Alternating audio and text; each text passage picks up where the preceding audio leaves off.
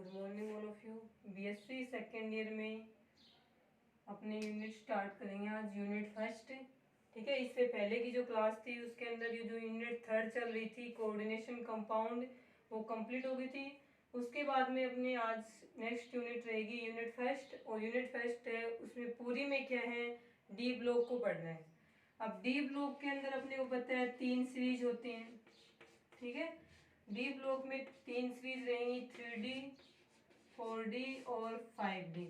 6D वाली series है ना, वो अनकम्प्लीट होती है, तो इन सिर्फ 3 को ही पढ़ना है वहाँ पे। तो इनमें से जो 3D वाला है ना, 3D सीरीज है, उसको पढ़ेंगे पार्ट ए में, और 4D और 5D सीरीज है उसको हम क्या पढ़ेंगे, पार्ट बी में पढ़ेंगे। तो कुल मिला के हमें जो यूनिट फर्स्ट है, इस पूरी यूनिट फर्स्ट में हमें डी ब्लॉक के जो एलिमेंट्स हैं, डी ब्लॉक की तत्व हैं, उनको पढ़ने हैं। अब डी ब्लॉक में अपनी 3 सीरीज रहेंगी, 3D, 4D और 5D। इसमें से इसके पार्ट ए में रहेगा आपका 3D सीरीज, और पार्ट बी में रहेंगे 4D और 5D, दोनों एक साथ में पढ़ेंगे। ठीक है, क्योंकि इन दोनों में क्या होती है, कंपेरेटिव स्टडी की जाती है, जिनको हम पार्ट बी में पढ़ेंगे। तो आज अपना यूनिट फर्स्ट का पार्ट ए रहेगा chemistry of elements of first transition series. 3D वाले को बोलते हैं हम फर्स्ट, प्रथम संक्रमण श्रेणी, द्वितीयक संक्रमण श्रेणी और तृतीयक संक्रमण श्रेणी। तो 3D सीरीज जो है फर्स्ट ट्रांजिशन सीरीज या प्रथम संक्रमण श्रेणी है, उसमें जो 10 तत्व हैं 21 21 से लेकर के 30 तक, यानी स्कैंडियम से लेकर जिंक तक के जो 10 तत्व हैं, उनकी जो केमिस्ट्री है, उनका जो रसायन है, उनके बारे में हम यूनिट फर्स्ट का जो पार्ट ए है उसमें पढ़ेंगे। ठीक है, इस पूरी यूनिट में हमें किसको पढ़ना है, डी ब्लॉक के जो एलिमेंट्स हैं उनको पढ़ना है। देखें इसके अंदर, तो अपना यूनिट फर्स्ट का पार्ट ए है, उसकी हेडिंग रहेगी chemistry of elements of first transition series, यानी प्रथम संक्रमण श्रेणी के तत्वों का रसायन। हिंदी में इसका नाम रहेगा प्रथम संक्रमण श्रेणी के तत्वों का रसायन। ठीक है, देखें इसके अंदर सबसे पहले तो इसमें आएगा कि डी ब्लॉक वाले तत्व हैं उनको संक्रमण तत्व क्यों बोलते हैं। ये हमने पहले भी पढ़ लिया कि जो डी ब्लॉक की तत्व हैं उनको हम क्या बोलते हैं, संक्रमण तत्व बोलते हैं, ट्रांजिशन एलिमेंट्स बोलेंगे, ट्रांजिशन एलिमेंट्स। अब इनको संक्रमण तत्व हम क्यों बोलते हैं, डी ब्लॉक की जो तत्व हैं उनको हम संक्रमण तत्व क्यों बोलते हैं। फर्स्ट ट्रांजिशन सीरीज की बात नहीं हो रही, डी ब्लॉक के जितने भी तत्व हैं, फर्स्ट सेकंड थर्ड जितने भी सीरीज हैं, उन सभी के तत्वों को हम एक साथ में क्या बोलते हैं, संक्रमण तत्व कहते हैं। अब इनको संक्रमण तत्व क्यों कहते हैं, तो उसमें क्या रहेगा, तो संक्रमण तत्वों की डेफिनेशन में आता है कि वे सभी तत्व जिनके संयोजकता कोष में या जिनके इलेक्ट्रॉनिक विन्यास में डी सब सेल होता है, डी उपकोष है, वो क्या हो, इनकम्प्लीट हो, इनकम्प्लीट हो। तो वे सभी तत्व जिनकी एटॉमिक स्टेट, वे सभी तत्व जिनकी एटॉमिक स्टेट यानी परमाणु अवस्था तथा उनकी आयनिक स्टेट यानी उनकी आयनिक अवस्था, इन दोनों ही कंडीशन में यदि किसी तत्व के डी उपकोष है वो इनकम्प्लीट होता है या अपूर्ण होता है, तो उन तत्वों को हम संक्रमण तत्व कहते हैं। आगे समझ में, एक बार तो इसमें सबसे पहले क्या लिखेंगे कि डी ब्लॉक के तत्वों को संक्रमण तत्व कहा जाता है, या फिर क्वेश्चन लिख लो आप सबसे पहले यही इस वाली यूनिट के अंदर पार्ट फर्स्ट में कि डी ब्लॉक के तत्वों को संक्रमण तत्व कहते हैं क्यों। तो उसके आंसर में क्या आएगा कि वे सभी तत्व जिनकी परमाणु अवस्था तथा, यानी लगाना, तथा लगाना है, तो वे सभी तत्व जिनकी परमाणु अवस्था तथा जिनकी आयनिक अवस्था दोनों में ही उनके डी उपकोष अपूर्ण होते हैं, वे संक्रमण तत्व कहलाते हैं। एक बार फिर से सुने, वे सभी तत्व जिनकी परमाणु अवस्था तथा जिनकी आयनिक अवस्था दोनों में ही उनके डी उपकोष अपूर्ण होते हैं, वे संक्रमण तत्व कहलाते हैं। ठीक है, उसके बाद में देखो, अभी देखेंगे कि एटॉमिक स्टेट और आयनिक स्टेट वाला कैसे आता है। उसके ये लिखने के बाद में देखो आप, एक क्वेश्चन और भी आता है आपके, वो क्वेश्चन क्या आता है कि जिंक, कैडमियम और मरकरी, जिंक, कैडमियम और मरकरी ये तीनों ही डी ब्लॉक के तत्व होते हैं, लेकिन ये संक्रमण तत्व नहीं होते हैं। क्यों? पिछला तो क्या था कि डी ब्लॉक के तत्वों को संक्रमण तत्व कहते हैं, क्यों? और या फिर क्वेश्चन ऐसे भी आ सकता है कि संक्रमण तत्व किसे कहते हैं और क्यों? तो आंसर क्या आएगा कि डी ब्लॉक के तत्वों को संक्रमण तत्व कहा जाता है, क्योंकि डी ब्लॉक के तत्वों में उनकी परमाणु अवस्था तथा उनकी आयनिक अवस्था दोनों में ही उनके डी उपकोष या डी कक्षक अपूर्ण होते हैं, इस कारण से उन्हें संक्रमण तत्व कहा जाता है। फिर एक क्वेश्चन हो जाता है इसमें, ये तीनों तत्वों के नाम लिखे हुए मिलेंगे कि जिंक, कैडमियम और मरकरी। इसमें जिंक है वो 3D सीरीज का लास्ट एलिमेंट है, कैडमियम है इसका एटॉमिक नंबर रहेगा 30, कैडमियम है वो 4D सीरीज का लास्ट एलिमेंट है, इसका एटॉमिक नंबर रहेगा 48, और मरकरी है वो 5D सीरीज का लास्ट एलिमेंट है, इसका एटॉमिक नंबर रहेगा 80। तो क्वेश्चन ये आता है कि जिंक, कैडमियम और मरकरी तीनों ही डी ब्लॉक के तत्व हैं, और डी ब्लॉक के तत्वों को हम क्या बोलते हैं? संक्रमण तत्व बोलते हैं। लेकिन ये तीनों तत्व डी ब्लॉक के होते हुए भी इन्हें संक्रमण तत्व नहीं माना जाता है, या फिर ये तीनों तत्व डी ब्लॉक के होते हुए भी संक्रमण तत्व नहीं होते हैं, क्यों? तो ये क्वेश्चन का आंसर अपने किस प्रकार से लिखेंगे? ठीक है, तो क्वेश्चन क्या रहेगा? जिंक, कैडमियम व मरकरी तीनों ही डी ब्लॉक के तत्व होते हुए भी ये संक्रमण तत्व नहीं होते हैं, क्यों?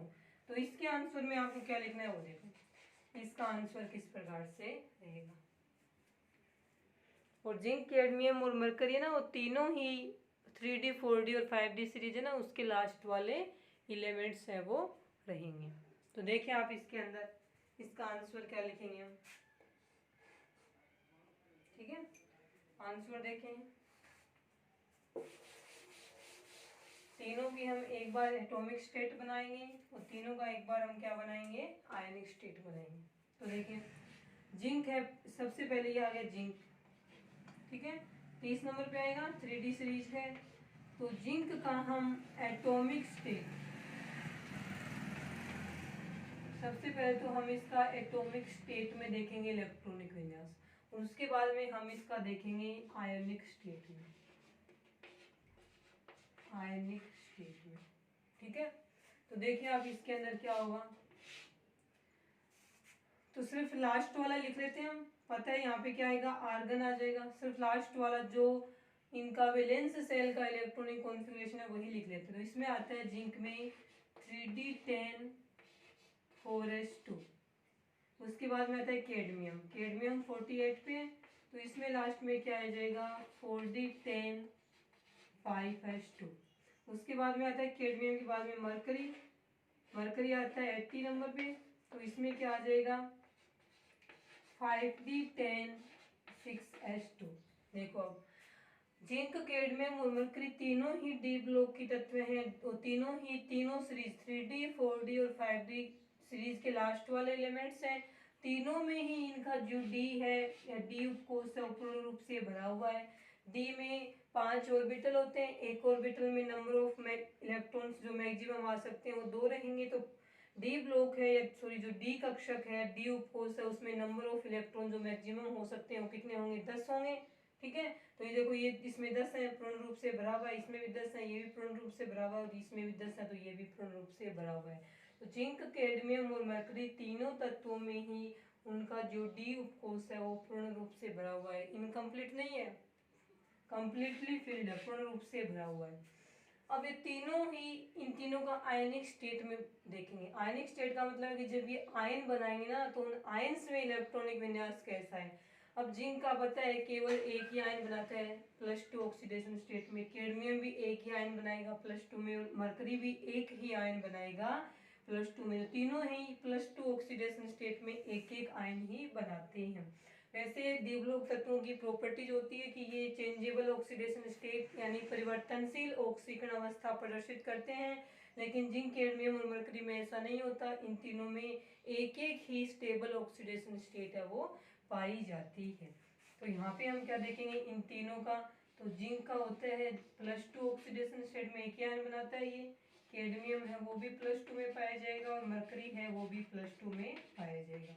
अब +2 ऑक्सीडेशन स्टेट में इनका इलेक्ट्रॉनिक विन्यास लिखेंगे तो क्या आ जाएगा, +2 में यानी जिंक से जिंक +2 बनेगा तो ये वाले 2 इलेक्ट्रॉन बाहर निकल जाएंगे, कैडमियम से कैडमियम +2 बनेगा तो ये दोनों इलेक्ट्रॉन बाहर चले जाएंगे, और मरकरी से जब मरकरी +2 बनेगा तब भी दोनों इलेक्ट्रॉन बाहर चले जाएंगे, तो केवल ये बचेगा इलेक्ट्रॉनिक विन्यास में। इससे पहले जो ये उत्कृष्ट गैस है वो लिखी जाएगी।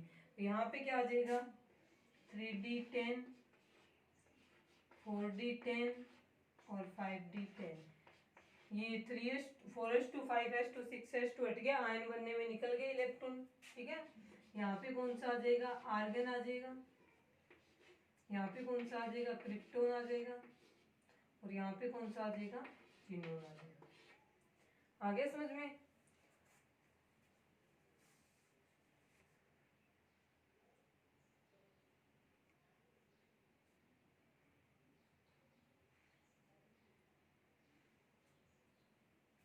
देखो ये इलेक्ट्रॉनिक विन्यास यहाँ तक के।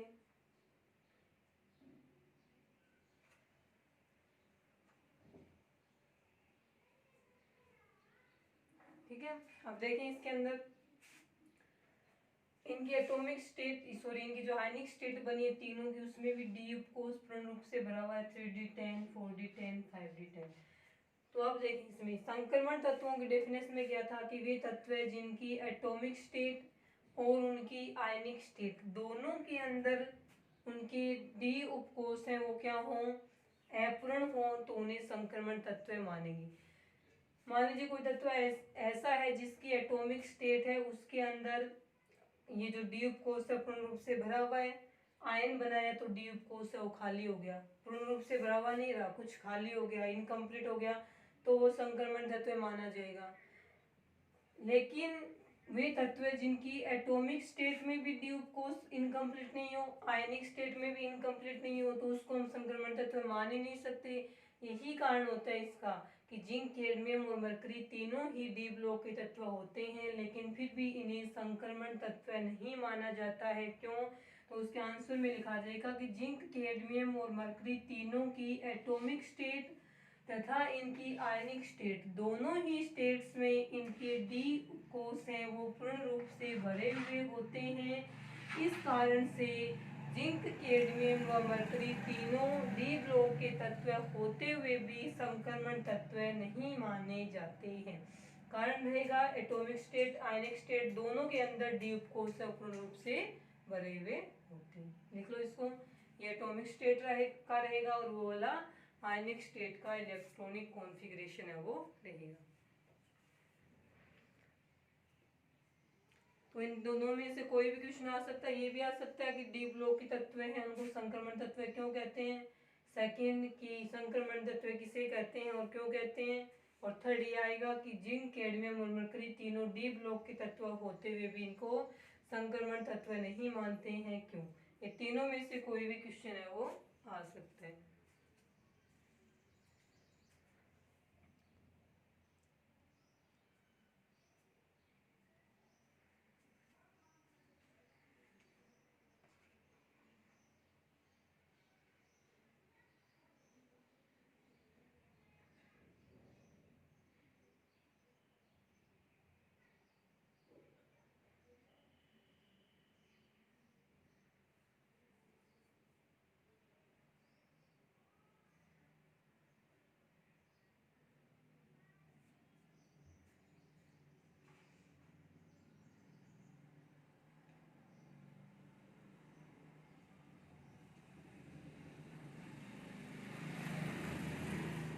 लिख लिया होगा।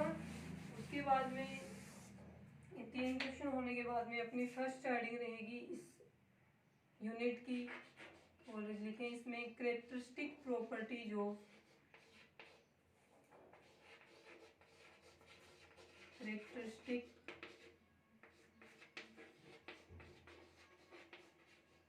Properties of D block. सभी एक साथ में पढ़ते हैं, पूरे डी ब्लॉक के एक बार एक साथ में पढ़ेंगे। उसके बाद में जो नेक्स्ट टॉपिक आएगा उसमें हम केवल 3D सीरीज के बारे में पढ़ेंगे। D block elements.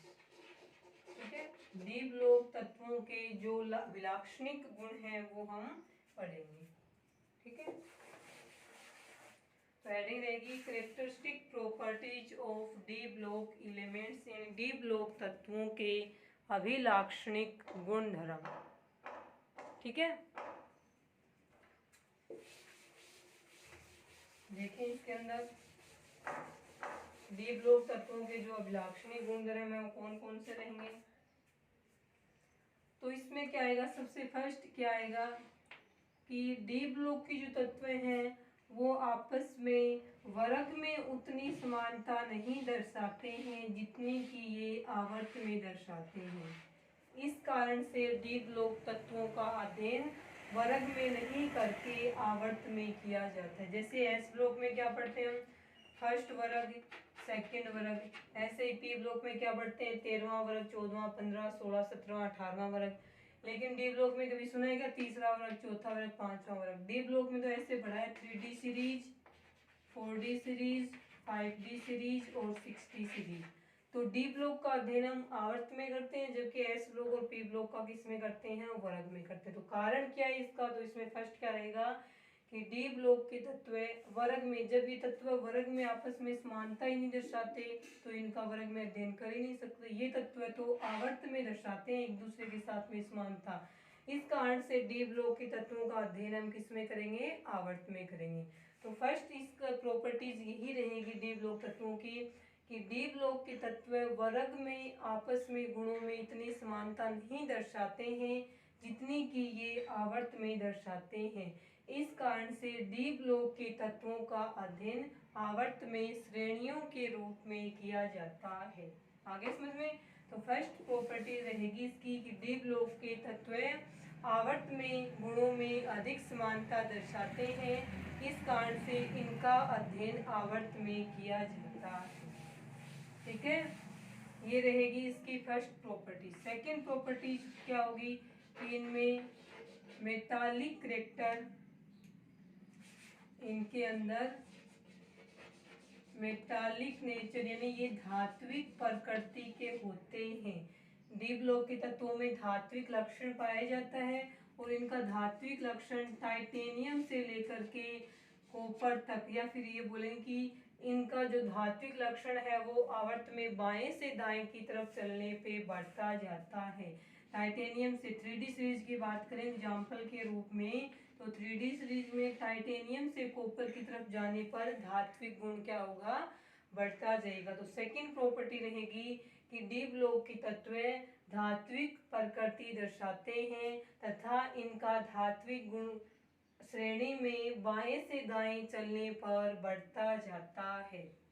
आगे समझ में, ये रहेगा इसका सेकंड प्रॉपर्टीज की ये मेटालिक नेचर प्रदर्शित करेंगे और इनका धात्विक लक्षण है वो आवर्त में या श्रेणी में बाएं से दाएं चलने पर बढ़ता जाता है। अब इसका जो थर्ड प्रॉपर्टी है वो क्या रहेगी कि डी ब्लॉक के तत्व हैं वो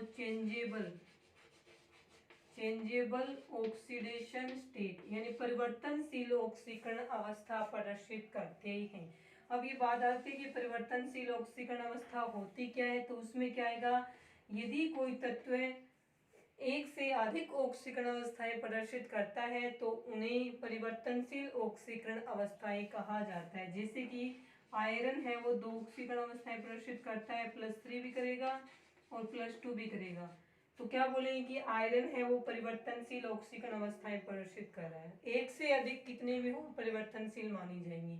तो ये इसकी प्रॉपर्टीज होगी डी ब्लॉक की। ऐसा गुण है वो एस ब्लॉक और पी ब्लॉक वाले तत्वों में नहीं पाया जाता। तो इसमें क्या लिखा जाएगा तीसरी प्रॉपर्टी में कि डी ब्लॉक के तत्व हैं वो परिवर्तनशील ऑक्सीकरण अवस्थाएं प्रदर्शित करते हैं, अर्थात डी ब्लॉक के तत्व एक से अधिक स्थायी ऑक्सीकरण अवस्थाएं प्रदर्शित करते हैं। अब ये आए कि परिवर्तनशील ऑक्सीकरण अवस्था क्या, तो एक साइड में आप लिख सकते हो कि यदि कोई तत्व एक से अधिक ऑक्सीकरण अवस्थाएं प्रदर्शित करता है तो उन ऑक्सीकरण अवस्थाओं को परिवर्तनशील ऑक्सीकरण अवस्थाएं कहा जाता है। और ये डी ब्लॉक के तत्वों की प्रॉपर्टी होती है कि ये परिवर्तनशील ऑक्सीकरण अवस्थाएं हैं वो प्रदर्शित करते हैं।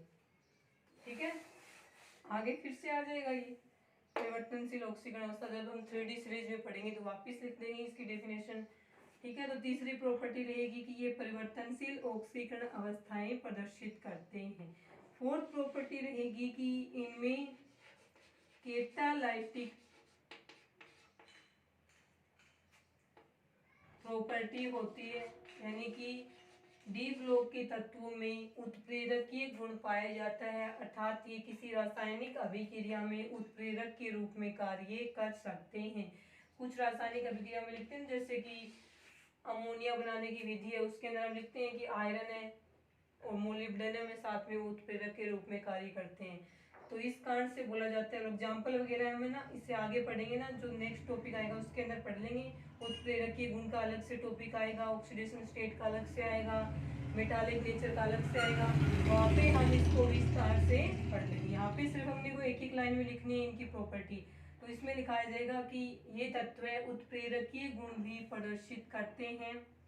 पांचवी प्रॉपर्टी में क्या आएगा कि ये कलरफुल, ये रंगीन होते हैं। ठीक है, पांचवी प्रॉपर्टी में आएगा कि ये रंगीन होते हैं, या फिर ये भी लिख सकते हैं कि ये रंगीन यौगिक बनाते हैं। ठीक है, क्योंकि इनके जो यौगिक होंगे डी ब्लॉक के तत्वों के, वही क्या होते हैं, रंगीन होते हैं। तो क्या आएगा कि ये कलरफुल कंपाउंड या रंगीन यौगिक बनाते हैं।